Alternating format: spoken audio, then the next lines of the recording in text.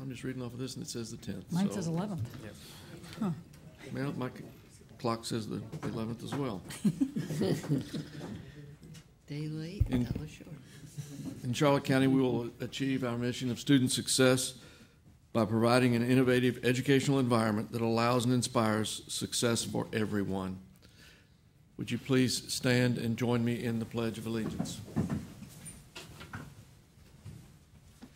I pledge allegiance to the flag of the United States of America and to the republic for which it stands, one nation, under God, indivisible, with liberty and justice for all.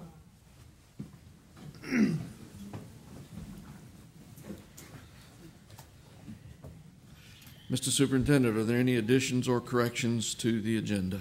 No, there are none tonight. Reports, Mr. Superintendent.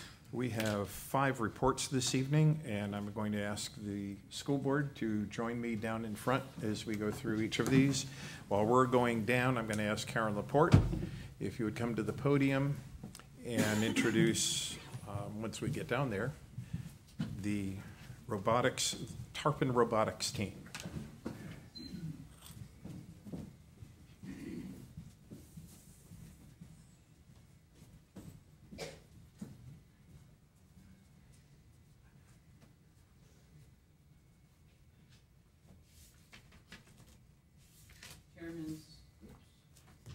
Okay. Does that sound like it's working? Oh, I should have just gone the other side. Chairman Swift and school board members, Dr. Whitaker and Mrs. Young, our school board attorney. I want to thank you for having the Department of Learning, Division of Learning, proudly presenting outstanding students at one of our area high schools. In fact, I'll just lead it up by saying this is the first ever competition entered by our STEM-related beginnings of a course academy at Charlotte High School, and it's in the area of robotics, so it should be very interesting. At this time, I'd like to introduce Principal Richard Schaefer.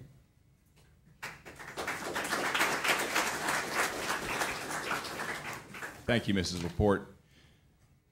Board Chair, Mr. Swift, board members, and Dr. Whitaker, Superintendent. It's my pleasure to be here this evening and folks out in the audience. We are at Charlotte High School in keeping with the mission or the vision of student success in Charlotte County Public Schools.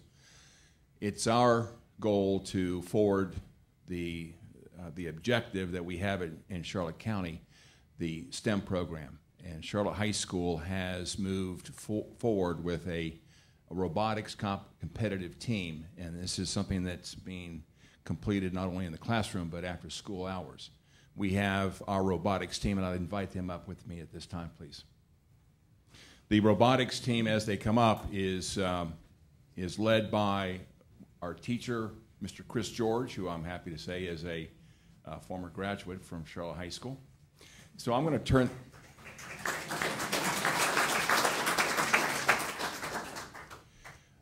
this over now to Mr. George and have him say a few things about the program, and then let's honor the students that participated in this first competition for Charlotte High School. Thank you, Mr. Schaefer, and thank you, board. This is just an outstanding group of underclassmen. This team kind of came together early October, and they received a grant for materials, and we were able to build this robot to spec. And just to say that for their first ever competition, they finished 3rd place in performance and judging category at the same exact time. That's a feat that's very difficult to do for your very first competition. They recently had a competition this past Saturday, and all the teams are getting a lot better. We've learned a lot, and we're trying to move forward, and our championship round is in January. So we're looking forward to bring home some more hardware and keep learning, because this is a lifetime learning experience, and you can build off of this, and hopefully all of them could be future engineers, and that's the ultimate goal. I'd like to present outstanding achievements to the team as recognition for Tarpon Robotics 6451. They also brought the robot here, and we'll do a little demonstration after they get their awards. Nate Barnhart, come on up.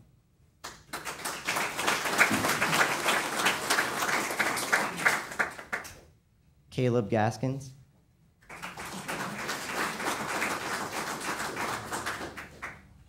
Christian Lombardi.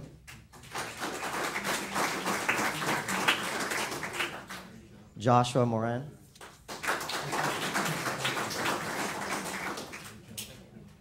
Stephanie Nardi,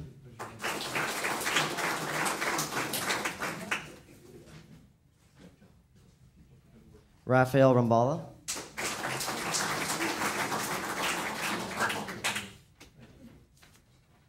and our team captain, Mark Shirkanoff.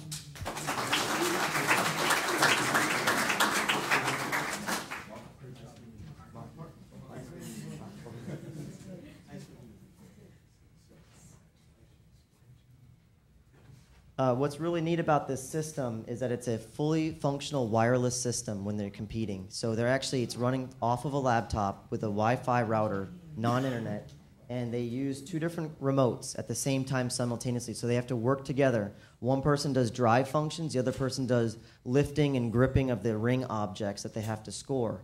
And the whole thing is through this network that we have set up for this competition. So we'll give you a little demonstration.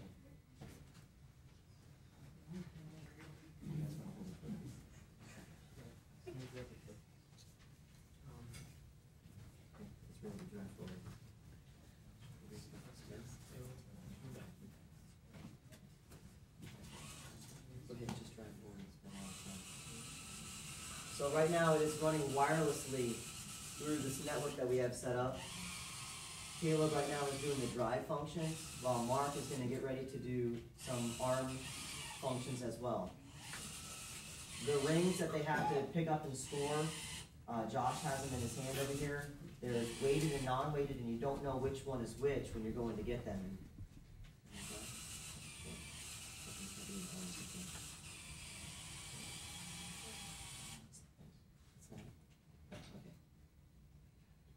And I might add also, as you're viewing this demonstration, that this came in a box of parts, and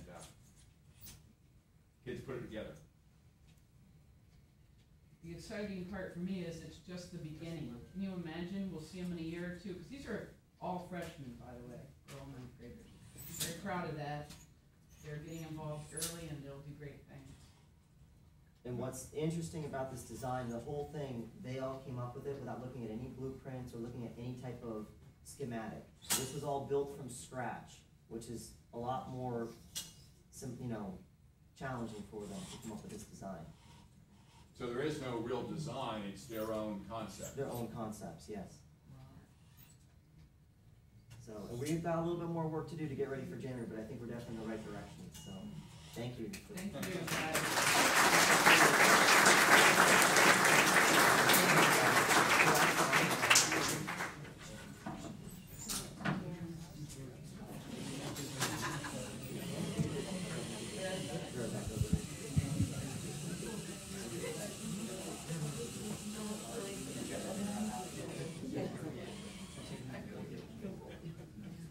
Just so you guys can feel the difference of how much the rings have the range actually play. You feel it.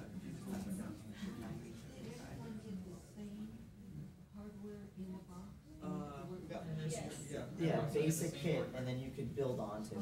And they have to fit within a size constraint, which they've met that criteria.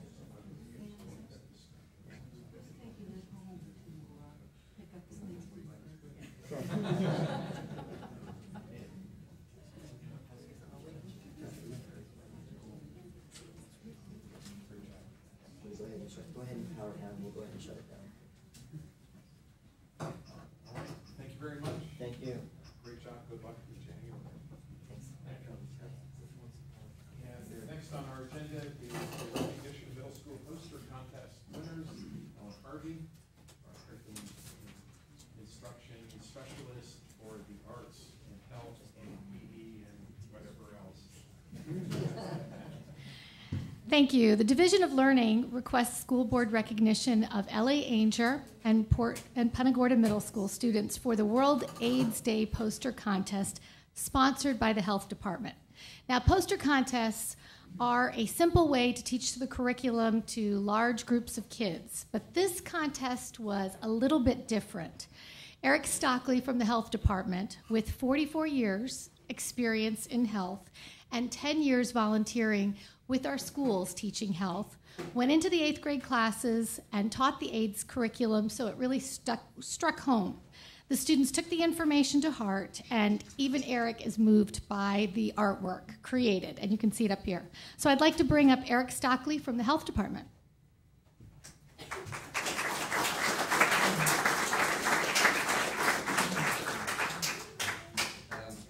Madam Chairman, members of the board, I'd like to thank you for the time that you give me to be here today. As Ellen said, I've been working with the school for 10 years.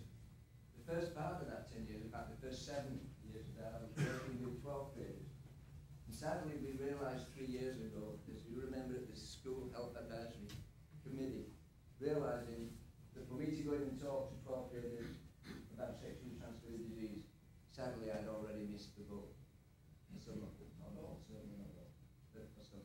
And at that time, we made the decision to take a chance to start working with 8th graders. We're talking 12-year-olds. I don't know what I'm doing, but I must be doing something right, because over the last 3 years, I've talked to 900 children. No complaints from parents today, so I'm really pleased with that. But this year, I decided to take a risk. We always do World AIDS Day events, and we always address adults. This year I said, let's address the teens. And I came to Ellen and put the idea forward, and Ellen was good enough to talk with Mr. Donny in this program. I'm going to introduce it in a moment, to get involved with this. I didn't realize the power of poster contests. I was invited to the schools, and I went and I talked to the children for 45 minutes. You can't say a lot about a big topic like HIV in 45 minutes. I collected the posters and we put them up in the health department in the corridor, and I spent a week in that corridor. And as clients came in, I taught them about the posters pointing to health and get them to vote on their favorite. But what I did do is I started looking closely at the posters. And when I looked, I realized how much work the students had put in. I'd only told them so much, but there was so much information on the posters.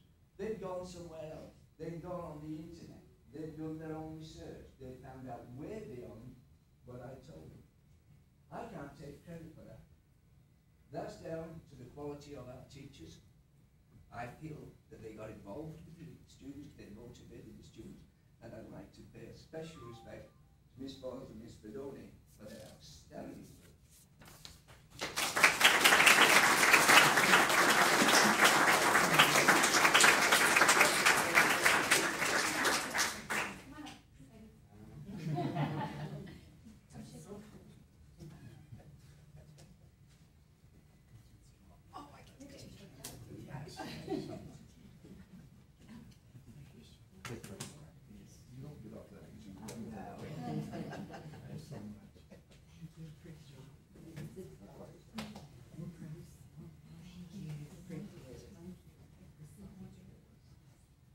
This event, like so many events, it's not just one single entity that can put these things together.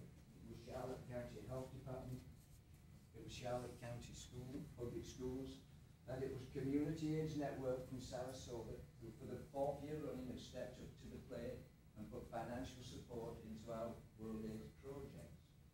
So please don't go away from here tonight thinking that we're giving away Charlotte County taxpayers' dollars. It's not the school boards, it's not the counties, it's Community AIDS Network, which is a community-based organisation that has supported this county for the last 4 years, and we're very grateful. We have John Acevedo representing them here tonight, who's the director of their prevention. We also have with us to present prizes a new face in town who's making a great impact on the health department. He's doing a wonderful job, and hopefully he's going to be here for many years and lead us in a new direction. Dr. Henry Kerman to present the prizes. So if you could follow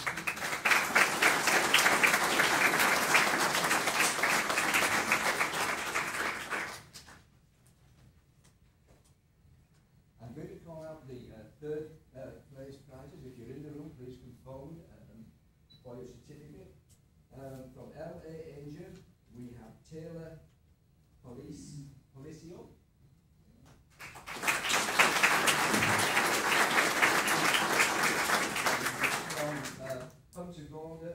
Middle School, we have Amanda Kaczak.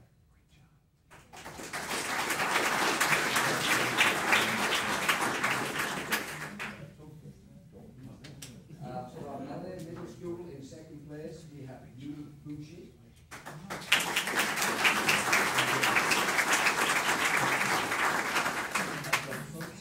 From Punta Gorda Middle School, we have Shanair Francois.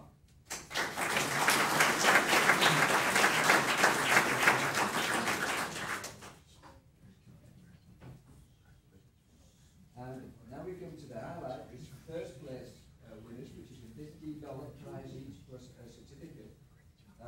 These are the first prize. This has been beautifully framed for us locally, and this will be hanging in the reception of the health department. So their names will be seen for many years to come for the wonderful artwork and the creative imagination that they use. From LA Angel, we have Haley Chaperon.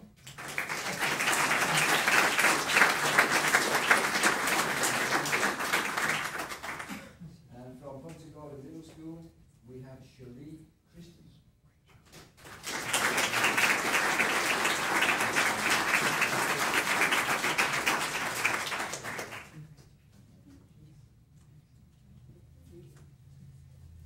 Ladies and gentlemen, thank you very much for your time. Madam Chairman, members of the board, thank you very much for the opportunity to work with such wonderful teachers and such wonderful students. It's been a really successful World AIDS Day program. I'd also mention to you, if you didn't see it, it was on Link News last Friday. So many of the pictures were actually shown on television. So the students that don't get recognition here today, they were on television.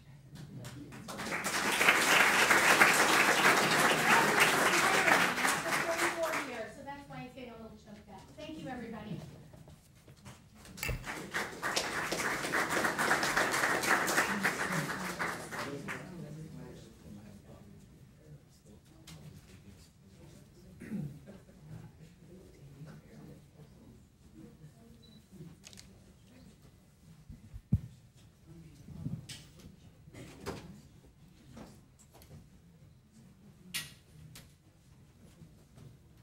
Thank you very much, Ellen. Next item on the agenda is recognition of Office Depot. And Greg Herleen, our Director of Purchasing Services, is going to make this presentation. All right, thank you. District Support Services would like to recognize Office Depot for its backpack donation to our elementary students. And I just want to share with you that we don't ask them.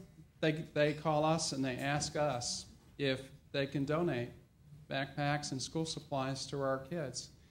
Last year they donated 200 backpacks, and this year they donated 400 to our elementary students. And at this time I'd like to present a certificate of appreciation to Jim Olson, the district sales manager for Office Depot.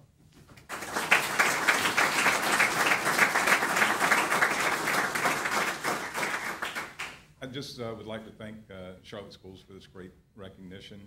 These backpack donations are part of a larger national program with Office Depot. We're celebrating our 11th year, which we've donated almost 3 million backpacks throughout the country to schools and nonprofit organizations. So I'd like to thank Charlotte Schools for allowing us to assist in helping prepare students for a great future.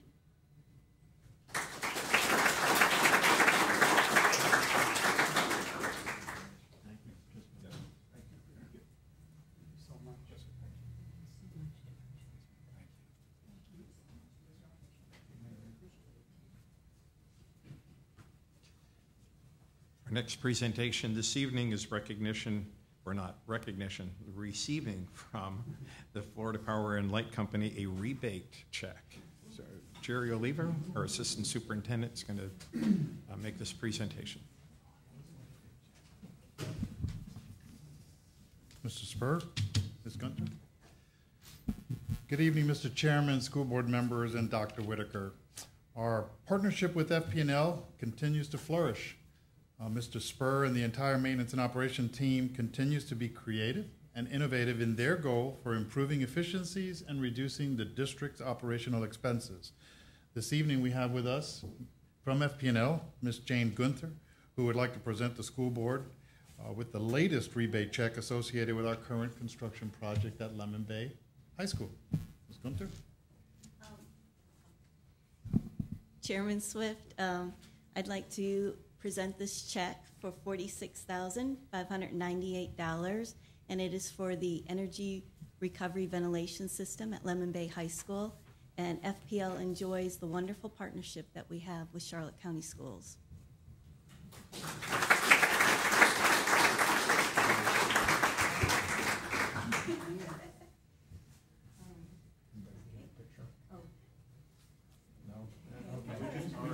Thank you.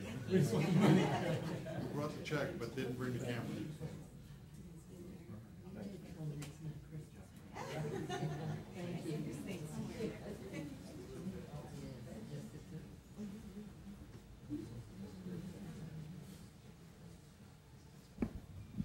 And our final presentation this evening will be made by Dr. Donna Widmeyer, Deputy Superintendent. Dr. Widmeyer. And Director of Intervention and Prevention Services, Chantal Phillips. Good evening, Mr. Chairman, school board members, Dr. Whitaker. I think it was about maybe 10, 12 years ago, I was at the gym at the YMCA, and I ran into a person that I know, Ed Gantner, sitting right there. And Ed was saying to me, hey, you know what, Donna, my wife is going to be working with a school district, and let me tell you something about her. She is a very special woman. And I said, wow, good. I'm really glad to hear that, and, you know, thank you for telling me that, Ed. I look forward to meeting her. Well, you know, I should learn to trust Ed. I've known him for a really long time, and Martha Gantner has been with us and has served us so well over the years as a member of Tidewell Hospice. That is a very difficult job, to be comfortable with people who are grieving. So both Chantal and I have asked Martha for her assistance so many times over the years. And Martha has retired this year, and we just couldn't let that retirement go without acknowledging the work that she's done for our children. Chantal's going to speak, and then I'll speak, and then Martha wants to say a few words. Thank you. Good evening. Yeah, this is tough. Martha Gantner is one of those people who should really never be allowed to retire. The Charlotte County Public Schools has relied on Martha for the past 12 years to provide grief counseling for kids of all ages, as well as for staff. School social workers, psychologists, counselors, and nurses are now experiencing their own loss. And I think we may need your services one more time, Martha.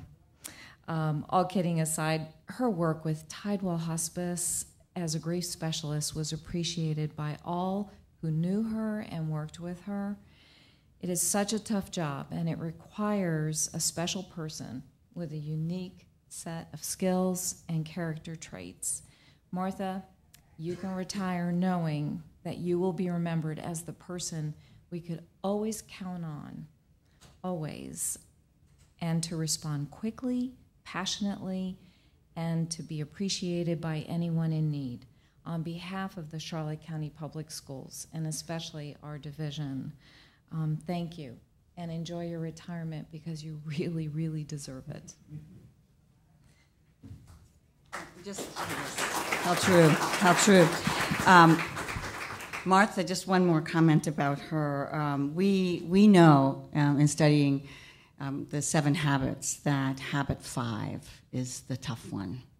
Habit 5, seeking first to understand. Habit 5, empathic listening. And I think that Martha absolutely embodies what Covey says is a real empathic listener. And that is not only to listen with your ears, but to listen with your mind, and to listen with your heart, and to listen with your eyes. And so we are just so we are so appreciative of having had your services, and having you to be our teacher as well. She's also put on many, many workshops for us. And so because we think of her as a teacher, and we think of her as getting students and getting getting faculty members from one point to the next. We thought that the best recognition we could give you is your very own apple for our teacher.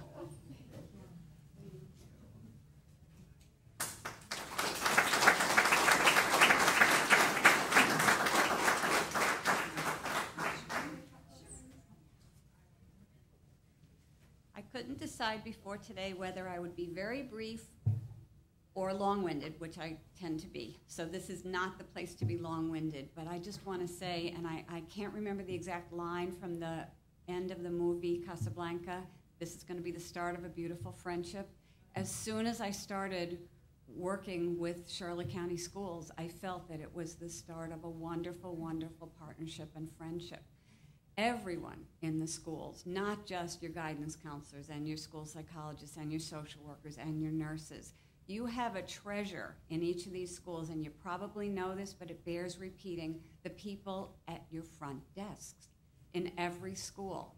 I'm going to tell one story. I have hundreds. Just one about a little boy who was 6 years old. Dad was killed in a motor vehicle accident. His mom would drop him off at school every morning, and the little guy was just having a really hard time focusing in class because he was afraid that something was going to happen to his mom on her way to work after she dropped him off. So one of the women at the front desk would allow him to wait at her desk for about 5 or 10 minutes till mom got to work, and then he could call her up and make sure that she had arrived safely at work and had not been killed in a motor vehicle accident like his dad was. She did this on her own. What she did was probably at least as helpful as what I did with this little guy, but you just have treasures out there in your schools, everyone, and I'm so proud and so honored to have been part of that collaboration. I will enjoy my retirement, but I'll tell you, I will miss everything about this job, especially Charlotte County Schools. Thank you so much.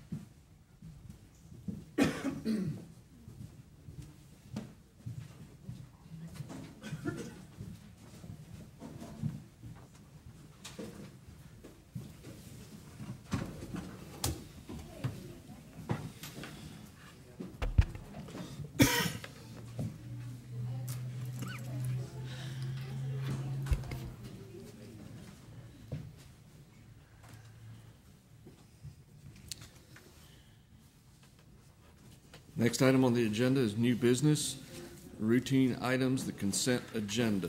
Mr. Chairman, I'd like to pull an item and take it separately, please. The Yes, agreement for Milestone Communications Management.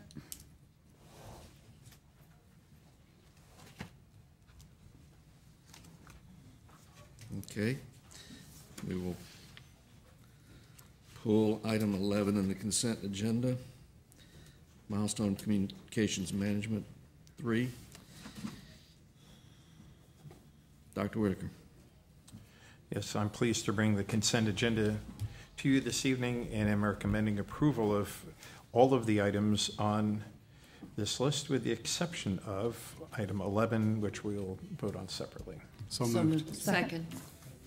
It's been moved and seconded to approve the consent agenda as submitted. All those in favor signify by saying aye. Aye. Aye. Those opposed, please register your vote electronically. Okay.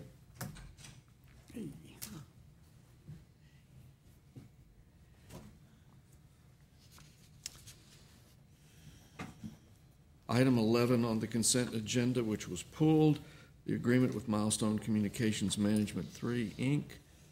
Mrs. Rendell. I had this item pulled because I want to explain my vote. As I said at the workshop this morning, there is not enough reliable research out there on the safety of cell tower radiation, and in particular radiation and the health and safety of children. My ultimate responsibility as a school board member is to ensure the safety of all of our students. First and foremost, that is what I am here to do. And approving this leasing agreement with Milestone Communications opens the door to the possibility of having cell towers built on school property and for the students' and employees' health to be compromised. Yes, I do understand the need for more cell towers to give the huge number of electronic devices requiring them. And I do recognize the small income that would be generated by the installation of the towers. But I believe that schools are not the proper places for the towers. We do not have complete information on the effects of long-term exposure to cell tower radiation. Its health effects are simply unknown at this time. I would like to err on the side of caution. I believe we should be trying to find ways to minimize our students' exposure to any kind of radiation, not increase their exposure.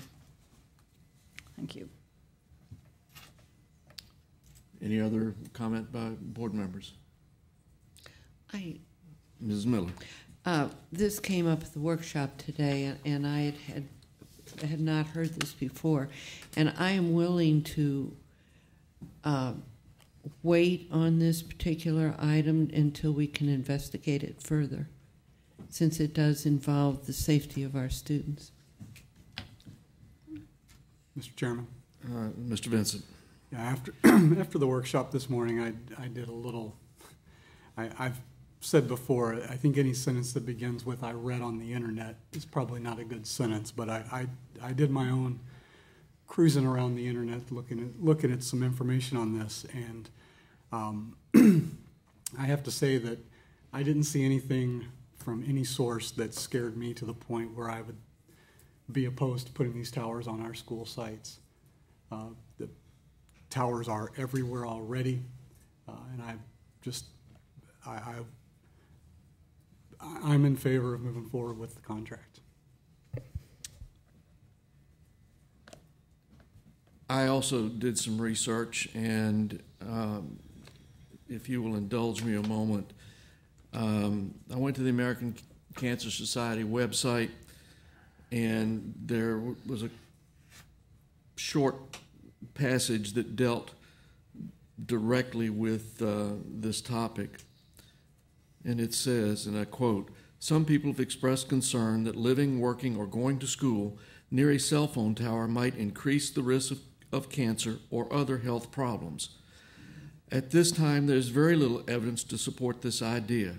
In theory, there are some important points that would argue against cellular phone towers being able to cause cancer. First, the energy level of radio frequency, RF waves, is relatively low, especially when compared with the types of radiation that are known to increase cancer risk, such as gamma rays, X-rays, and ultraviolet light. The energy of RF waves given off by cell phone towers is not enough to break chemical bonds in DNA molecules, which is how these stronger forms of radiation may lead to cancer. A second issue has to do with wavelength. RF waves have long wavelengths which can only be concentrated to about 1 inch or 2 in size. This makes it unlikely that the energy from RF waves could be concentrated enough to affect individual cells in the body. Third, even if RF waves were somehow able to affect cells in the body at higher doses, the level of RF waves present at ground level is very low, well below the recommended limits. Levels of energy from RF waves near cell phone towers are not significantly different than the background levels of RF radiation in urban areas from other sources, such as radio and television broadcast stations. For these reasons, most scientists agree that cell phone antennas or towers are unlikely to cause cancer. I don't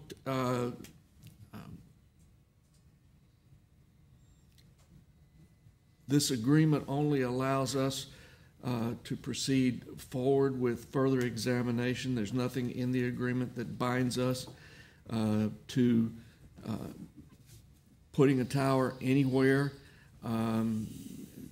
Conceivably, well, we have a number of vacant pieces of property that don't have any structures near them. We could do that. And it doesn't preclude us if further information were to come forward from stopping the agreement at that time. Other agencies have investigated this in a great deal of detail. Therefore, Mr. Superintendent, your recommendation. I'm recommending board approval of this item. I believe it was 11. Yes. Milestone Communications Management Incorporated. If the board approves this evening, we will move forward with much caution. There is will be if we begin to enter into an agreement with a company to build such towers. There will be along the way opportunity for public input as well as more input from the board. So at this point, I'm recommending that we move forward with this tentative agreement to at least pursue this possibility.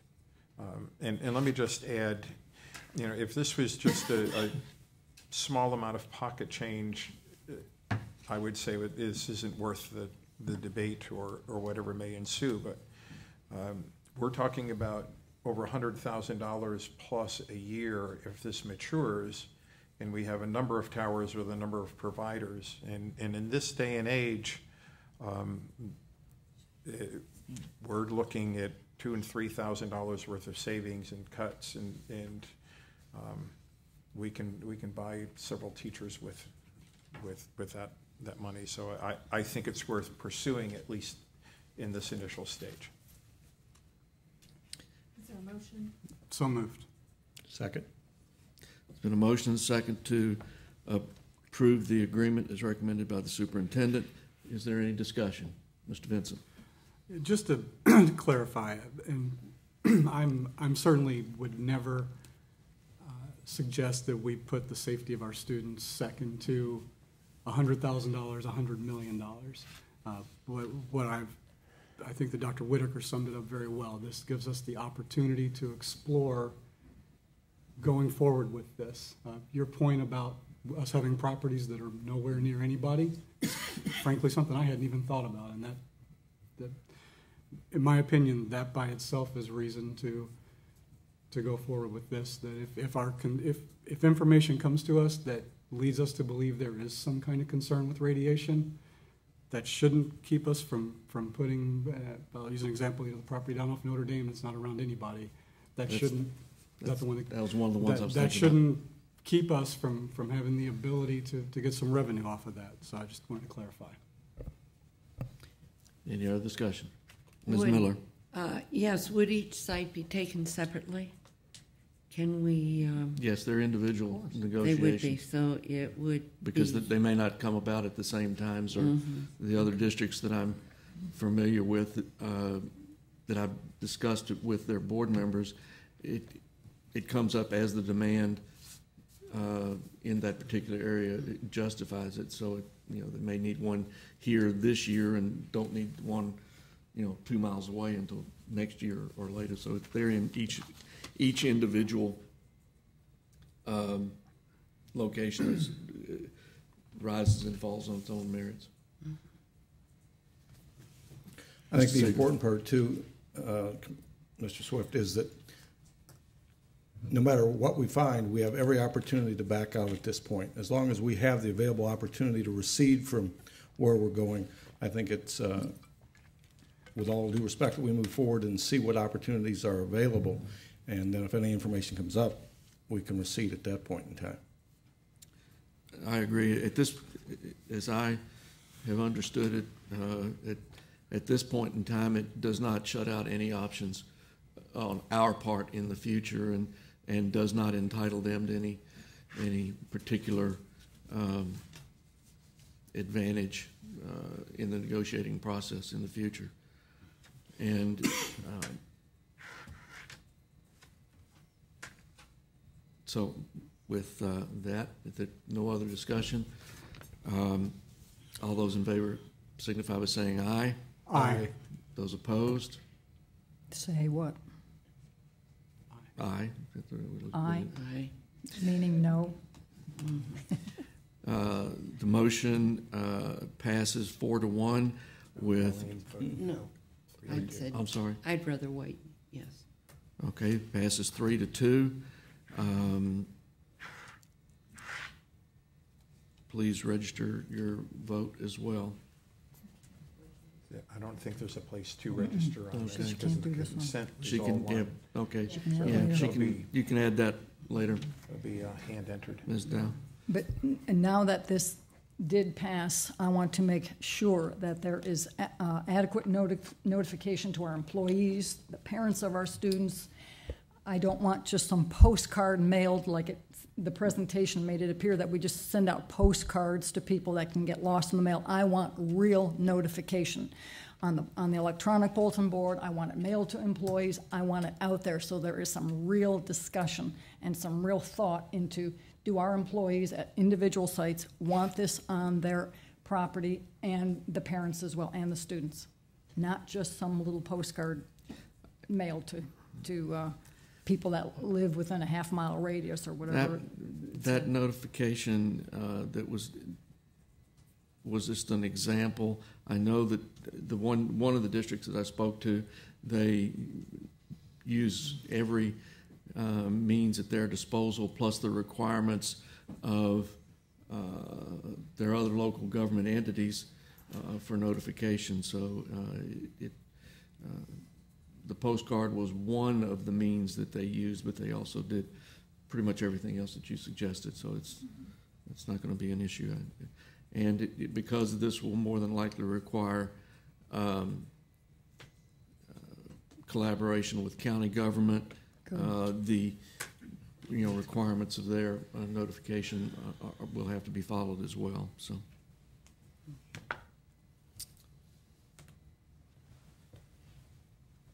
Next, the action agenda. Item 2A, the renewal of designation. Approval is requested for the Baker Center's request for renewal as a Head Start and early Head Start agency as specified in statute. Mr. Superintendent. I'm requesting school board approval this evening to forward Baker Center's request for renewal as Head Start and early Head Start agency. So moved. Second. Motion and second to approve the renewal of designation for Baker's Head Start and early Head Start agency. Is there any discussion? All those in favor signify by saying aye. Aye. Those opposed, please register your vote, and the motion passes unanimously.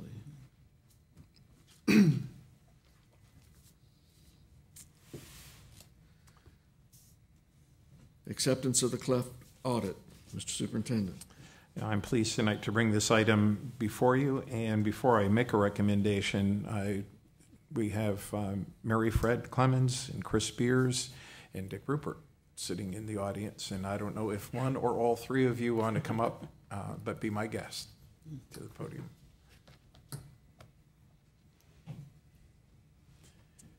All three. Go ahead. Good evening, Mr. Superintendent. Could you step over next to the microphone so we can get you on the tape? Good evening, Mr. Chairman, Mr. Superintendent, school board members. It's my pleasure to present the independent auditor's report for CLEF for the year 2012, June 30th, 2012. Happy to report that the auditors, in their own words, did not identify any deficiencies in internal control that they considered to be a material weakness. In addition, they stated that the financial statements reviewed presented fairly in all material respects the financial position of Charlotte Local Education Foundation as of June 30th, 2012 and 2011, and were in conformity with accounting principles generally accepted in the United States of America. Or in words that I could understand, basically we had no issues and it was a clean audit. At this time, I would like to acknowledge CLEF's appreciation of the school board for its in-kind revenue as well as current occupancy, utilities, and program expense of $26,000 for both fiscal years 2012 and 2011. In addition, Clef would also like to acknowledge our appreciation to Jeff Laura of Webb, Laura and Company for their in-kind revenue as well as accounting expense of $8,500 and $6,900 for fiscal years ending June 30th, 2012 and 2011. This time I would be happy to answer any questions any of you may have. Any questions by board members? Good job. Yeah. Thank you. Yes, thank you for all you do. Clef provides so many vital functions to our district and to our kids, and things that we probably wouldn't be able to do without your support and help and financial support and fundraising. And so we certainly do appreciate everything that you are doing for us constantly. Thank you, Chairman. Chris Beers, President, and we'd also like to announce that this past weekend we did our annual 5K race out there. We had some of the school board members there and Dr. Whitaker handing out prizes. We raised about $4,000, which will be another half scholarship for some Charlotte County student next year. Thank you. Thank you.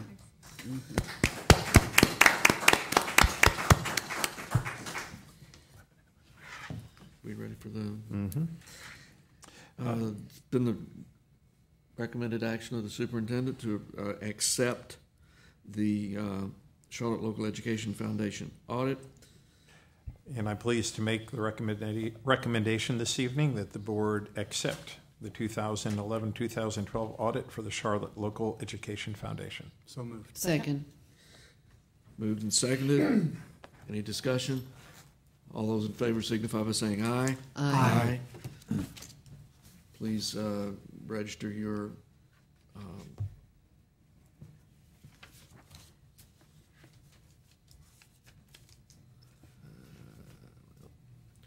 register your vote.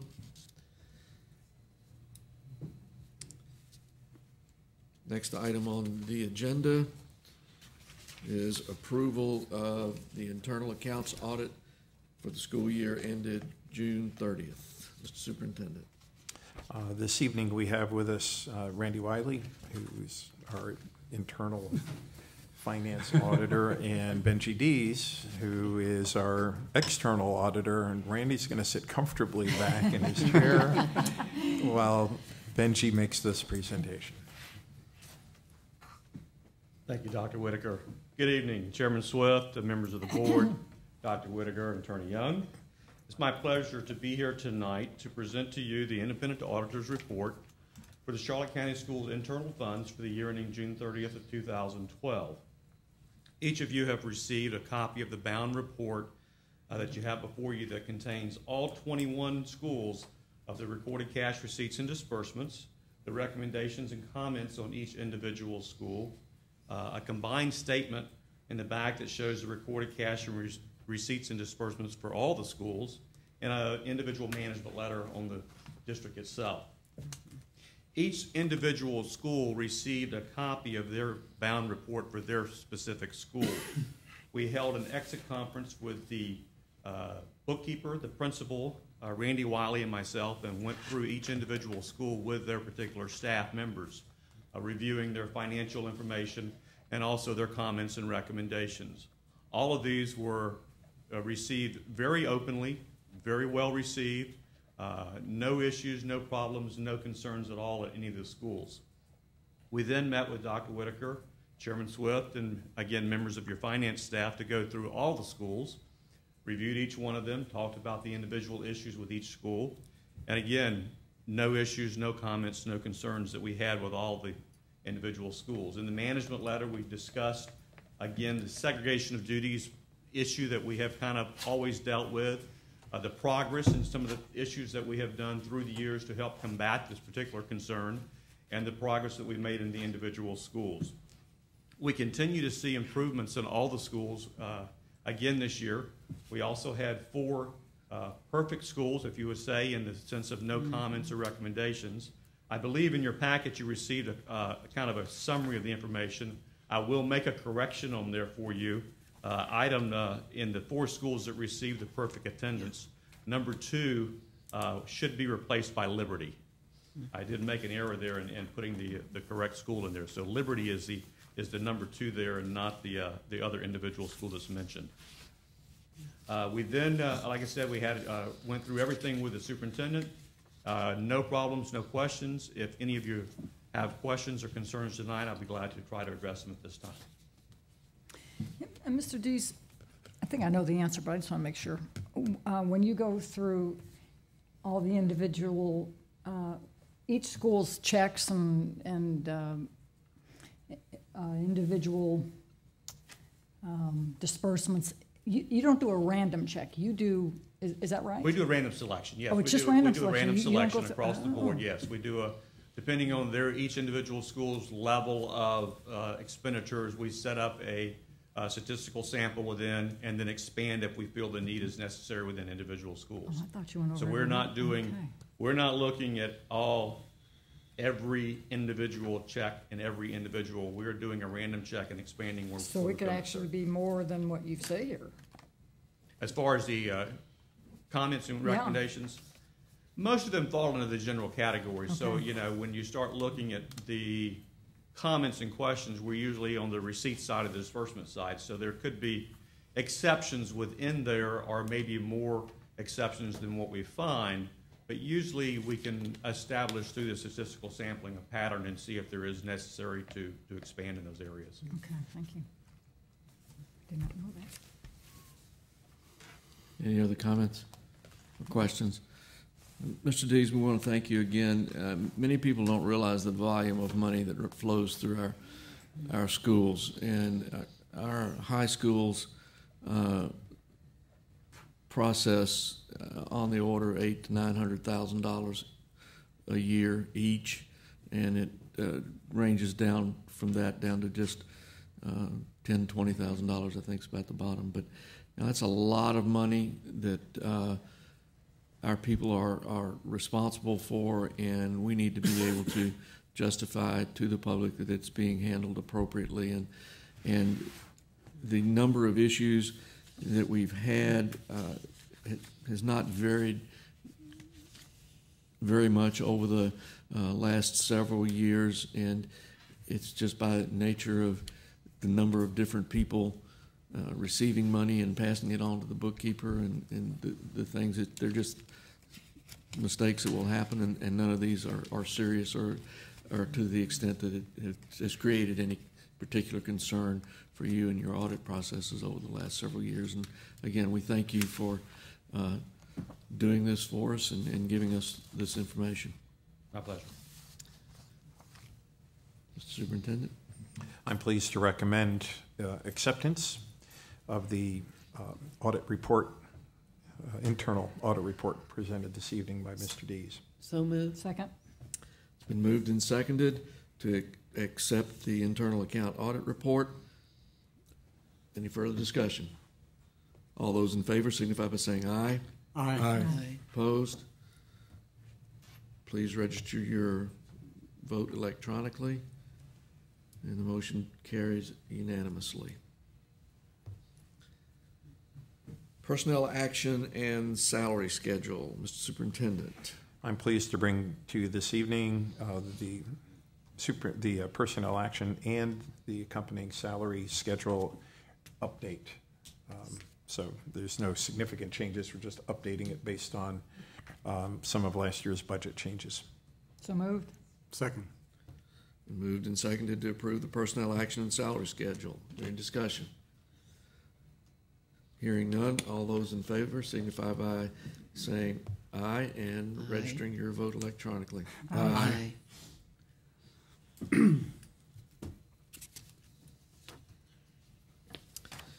Item E, the 2012-2013 regular and year-round school calendars. Mr. Superintendent. I'm bringing this, the recommendation for both of our calendars, the year-round calendar, year-round school calendar, and the regular school calendar. Both of these calendars are almost mirror images of this past year. They are aligned with Sarasota's calendar, which makes life easier for our West County folks. And the one change we have this year is that we are going to have the entire week of Thanksgiving off. As you know, a lot of people now take off the weekend before Thanksgiving with children to go visit grandma and grandpa and aunt and uncle. There are more and more and more schools across the country that are giving the full week off. School systems my grandchildren go to in Henry County, Georgia, and Chattanooga, Tennessee, for the last 2 years have both had Thanksgiving off. That has nothing to do with why we're doing this. Yeah. Sure. Nothing at all. But we have had quite a few of our employees have asked if we could move in this direction, and we were able to do that this year. So I'm pleased to bring this to you for your approval this evening. So moved. Second. Been moved and seconded to approve the 2012 or 2013, 2014 regular and year-round school calendars. All those in favor signify by saying aye and registering your vote electronically. Aye. Aye. Aye.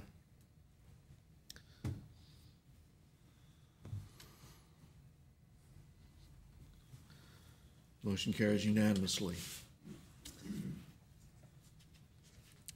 Citizen comment. Are there any citizens wishing to speak before the board, Ms. Dow? No. Thank you. Attorney comment. Happy holidays, everyone. Board members, Ms. Rendell. Mrs. Whitaker, you have outdone yourself at Lemon Bay High School Champs Cafe. It was really, we were speechless when we walked in there. It's absolutely beautiful. Can't wait for the, you said it, give her a hand. I can't wait for the public and the students and the faculty and staff to see it a week from today at between 4 and 6 for the grand opening of it. So excellent job, really outstanding. It's just absolutely beautiful. See you at the parade Saturday. Yes. Yep. Yes. At noon we take off, and we're number 11, so we should be in and out very quickly. And Merry Christmas to all, and see you next year. Ms. Miller. Yes. A few months ago, Adam Putnam with the Department of Agriculture visited Charlotte High School with the idea of giving a grant in order to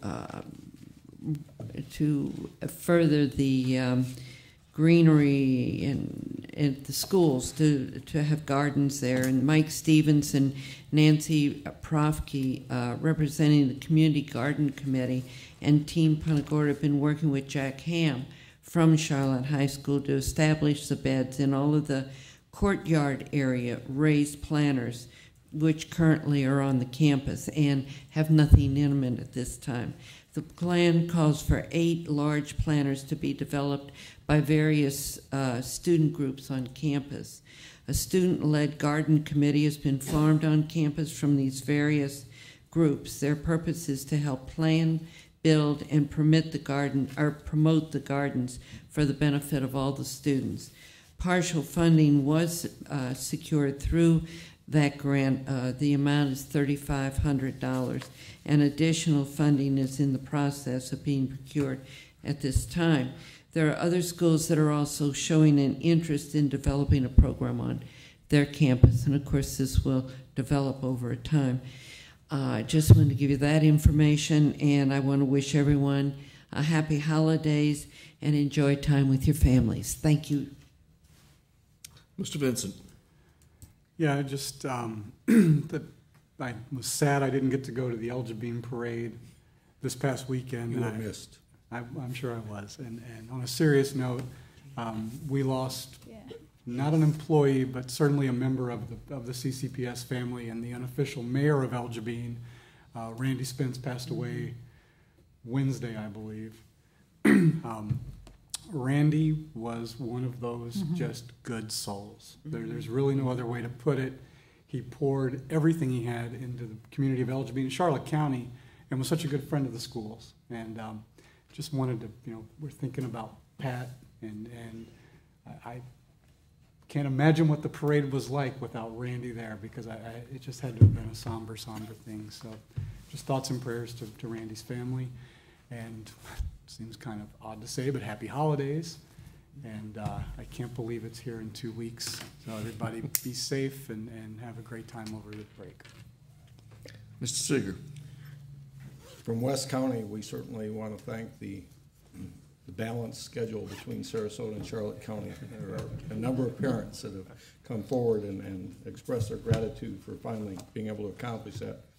I also had the privilege of touring Lemon Bay yesterday, and being a former drama parent, was overwhelmed with what's going to be available for the next generation of children with the facility that we're providing for them.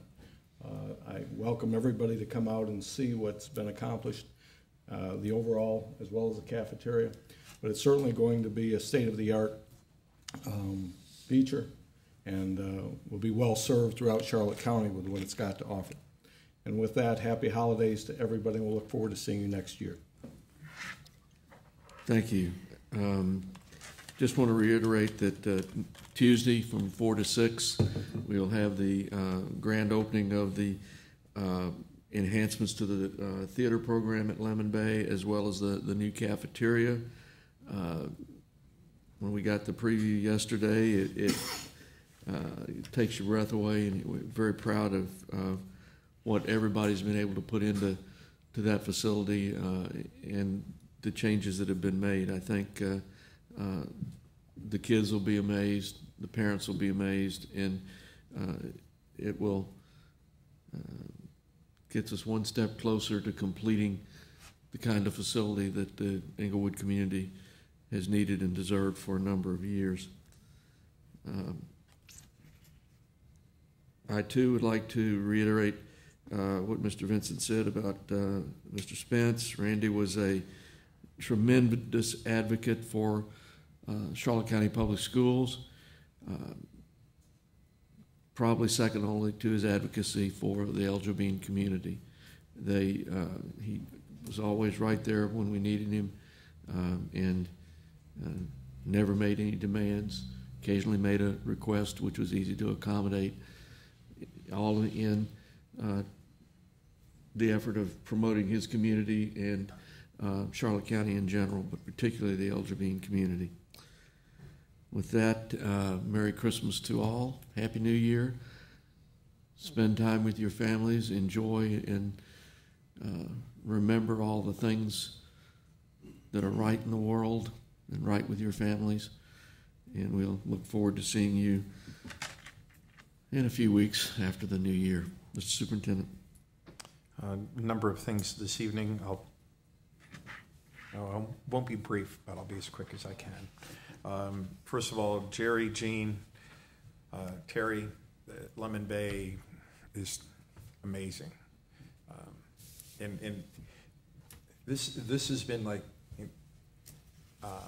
having a series of birthdays every few months, and you get to open a new package. And so we opened the gymnasium, last year. We opened the 3-story last year, and now we get to open a new package. And it's as impressive as all the rest of the building. So thanks to you and your staff. It already is a beautiful facility. It's just going to become better. I can't wait to see the kids' faces when they get a sneak peek next Monday. Tuesday. I do want to thank Barb for the calendar committee work. If you've never served on the calendar, I think everybody should do that sometime in their life. Get 40 people in a room who all know what they want for the calendar next year. And you've got like 3 things that you can change because it's all so intertwined. But Barb does a great job every year of reaching a consensus and doing it very collaboratively. It is not an easy task to do. Saturday morning, I was out at the Tampa Bay Rays training stadium, sports park. Thank you. I was searching for that word. I didn't run. but I did help. I volunteered with the registration. Mary Fred has paybacks. I told her I'd do whatever she needed, and she gave me the 6 a.m. slot registrations. So, yeah. But we had fun. We had a good time. It was a good crew, lots of enthusiasm, volunteers, and again, half a scholarship for another student to go to college who may otherwise not be able to do that, and that's a good thing. We received word today. Unfortunately, we did not make the final cut for our Title I grant. Only one of the, you saw the list of 6 districts from Florida, and only one of them got it. Miami-Dade. Now, while I'm disappointed, it's going to a good place that really needs some help. So that,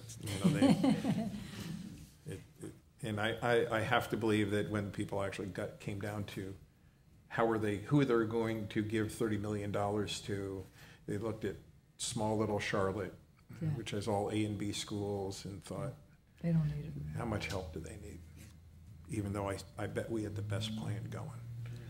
So thanks to Chris Dollinger and Lisa DeGroot again for their work. They put in endless hours on it. Now the good news is we learned a lot about ourselves working on that grant. So we looked at data in a different way, and we established, I think, a long-range plan to move us down the path of that document, the white paper, Pathways to Prosperity from Harvard. So we're still going down that path. It's just going to take us a little longer to get there, but now we have the plan that we're going to start to move on, which is to seriously bring all of our kids up to a level of being able to go into the workforce fully prepared for that, or if they choose to go on to post-secondary education. So the work was not in vain. I do want to also just talk briefly this evening about the report on teacher performance from the state of Florida. And unfortunately, even though they made a mistake the first time they sent it out, they corrected that and sent it back out. What they fail to realize is when they send out a report like that, and all they do is send it out. Here it is, here's the data, with little explanation about that report, how it was derived, where they got the data, the meaning of the data, what the potential errors might be in trying to interpret the data. They don't do any of that. They just plop it out there. And it's left to everybody's interpretation as to what does this mean. So for the public who chooses to watch this tape, and what they saw was Charlotte County has all effective teachers. Well, that's nice, but really? And there aren't any highly effective teachers. All the other counties had highly effective teachers, and many of them had unsatisfactory teachers. So what's the deal? And my response is very simply, last year we were just trying out parts of the new system, so the end of the year evaluation was the old evaluation system, and I mean old. And in that evaluation system, for whatever decision the powers that be made at the time, you couldn't be ranked any higher than satisfactory, which gets converted to the state's language scale. So it was effective. So we immediately, because of the instrument we've used in the past, can't have teachers, although we have many of them that are exceptional. The technical evaluation stops at satisfactory or effective. The other technical part of it, for those that were concerned that we don't have any teachers that are not effective or are unsatisfactory, is this. Part of there's a range inside of effective, and the designers of that particular program decided that unless a teacher was truly ineffective, there could be areas for professional growth, for needing improvement. While they're still effective in the end, those areas would have been pointed out on the evaluation system. Could be 1, 2, 3 areas that they needed to improve on, and they were put on a plan. That's not communicated in that system. If it had been, we probably would have had 40 to 50 teachers in the needs improvement range. The other piece that they don't take into consideration is that last year, each of the teachers that would have received an ineffective, which was only a handful, probably 3, 4, probably no more than 5, all chose to resign. Prior to the end of the year, there was no end-of-year evaluation.